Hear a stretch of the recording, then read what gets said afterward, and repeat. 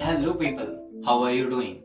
This is AJ again, and today we are going to understand something very common we face in our daily life: expectations. Why and how the expectations gets created? What are the consequences of an expectation? And can we overcome it? We are going to get in the very depth of this river today. This episode is going to be very valuable for you, and you are going to learn a new approach, a new perspective to look at things. I'm also going to give you some examples which will help you to understand this concept with ease. So when we hear the word expectation, a sad image of someone disappointed comes in our mind. A sad image of someone who did not get what he had wished for. What makes a wish to turn into a reason for sadness or disappointment? And why is that?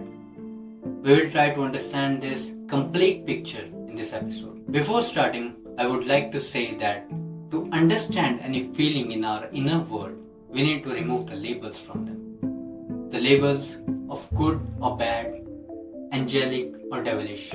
Because when we label something before saying those things, we directly throw them aside by passing a judgment on them. And it is very visible in case of emotions we label as bad. How we just try to escape from them, or how we try to act desperately in order to make them go away. Instead of watching them, observing them, or analyzing them, we run from them. And in hope that we might be able to outrun them. But in case of the emotions which we judge as a good emotion, this effect is not so visible. We have already applied the label here, hence we will not observe it, we will not analyze it. This time, what will happen is a sort of blindness towards that emotion. The very best example coming to my mind right now is of the addicts. When any addict experiences his or her first high, they feel remarkable and they label that feeling and throw that aside without any analysis, without any awareness. It's like saying, I'm happy and that is what matters. Where the happiness is coming from is none of my concern. And that brings some terrible results later on. So, to analyze any factor in our inner world, we need to remove the labels from them. And we need to analyze and observe them very carefully to understand them. Remember, they are a part of you. They are a sort of reflection of you. And you are just a human being. You are a part of this nature, this universe. Okay, so let's come to our topic of discussion, expectation. So let me give you a little example of how expectation work in our daily life. Let's say I'm walking down the street and I saw some stranger and he smiled at me and I felt good. But when I came home and I met my wife and when she smiled, I didn't felt that good or that special that I felt on the street. So what changed? Why a smile of a stranger did makes us feel special, whereas the smile of someone we share our lives with doesn't seem to be special? Why is that happening? So, the short and simple answer of this is expectations. We don't have any expectation from the stranger we saw on the street. So when he or she smiled at me, I felt something new. I felt something special. But when the same thing happened with me at home, that effect of something special doesn't seem to be working. And why is that? It's because we had a different set of expectation to the persons we meet at our home. For example, my wife, my kids, everyone have a different set of expectations from each other.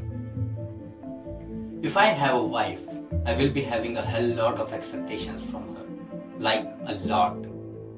Half of them I might be aware and half of them I might not be aware of. If I want to be happy from my wife, my expectations of some certain things from her should be fulfilled. And that's true the other way around. The wife expects the same things from husband that the husband expects from his wife. Only then there is a possibility of me being happy from her. And it does not matter whether the expectations are big or small. That expectations prevents us feel something or anything special with the things that are small and out of expectation area. You can think and observe the difference with the examples I have just given. So let's understand it more deeply.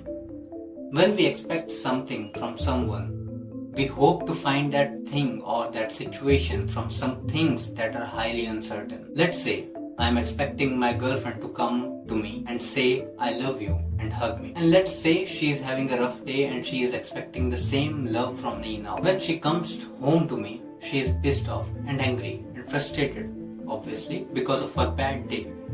And she is showing her vulnerable side that she was suppressing from the whole day. And I was already in some expectations that she will come and love me. But seeing her in this form, that hope of gaining love, that expectation, that fulfillment is not seems to be happening. And at some level, there are thoughts like she is releasing her office frustration on me. And it will lead to some sort of disappointments. So I get pissed off and sad.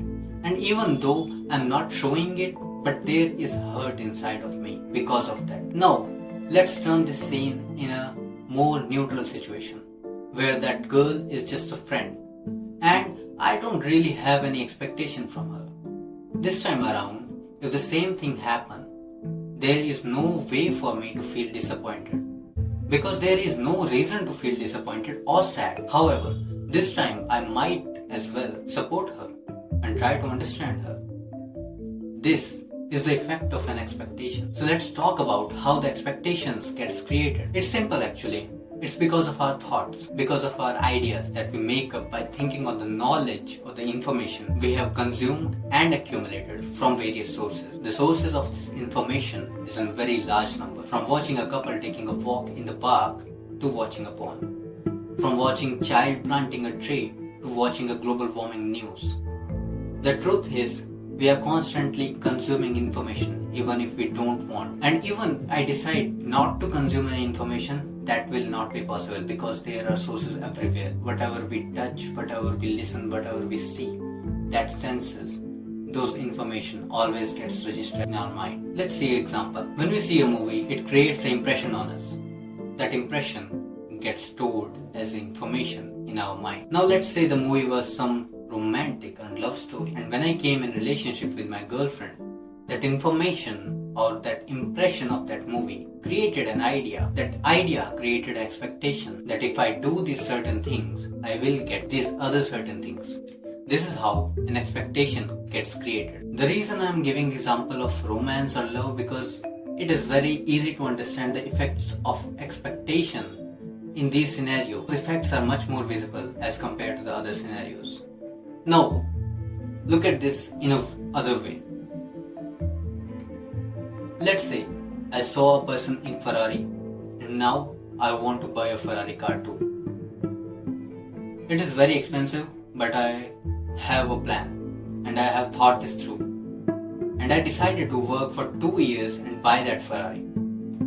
Now, I will start working on my plan, and while I'm doing my actions toward my goal, the expectations of that reward will automatically get increased.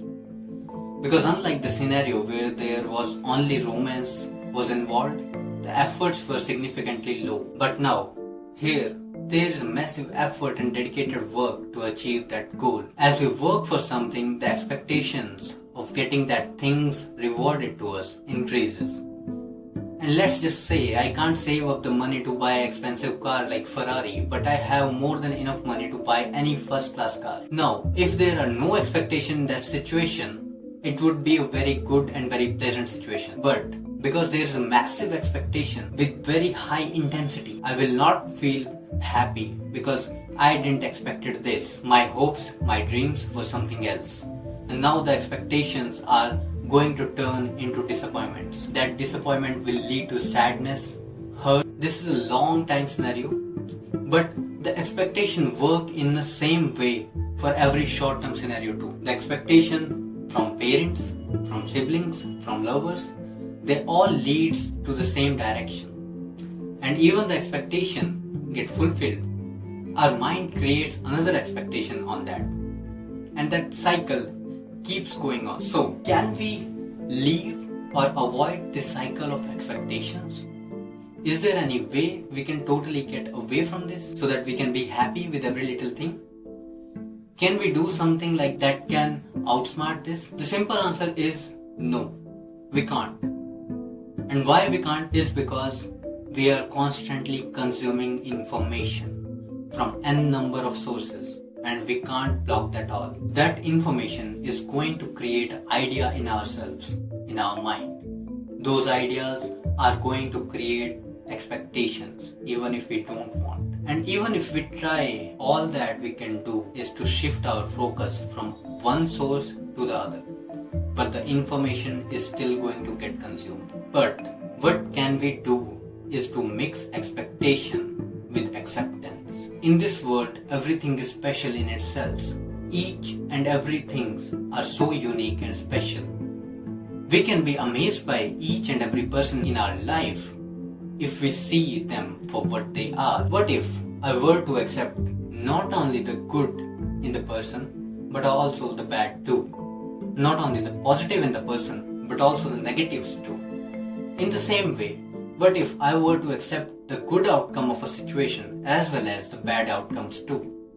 For example, if I can ask myself to just be an understanding person for each and every things in our life, I can really accept them for what they are. Where I was saying that I want an expensive Ferrari and I was thinking of buying it. This time around, I will accept whatever I can buy, and then I will also have some other factors to appreciate, to rejoice, and I can finally look onto them and realize that life isn't so bad after all. And that can make a great change in the life of a person. And therefore, by accepting, we can tackle the problem caused by our expectations. All we need to do is see the things or the persons with no label on them and with the feeling of acceptance. Remember, acceptance is not to suppress your feelings. If you are feeling bad while accepting it, you are not really accepting it. And if you are facing that problem, don't push yourself to accept it. Just ask yourself to keep an open mind and just try to understand that.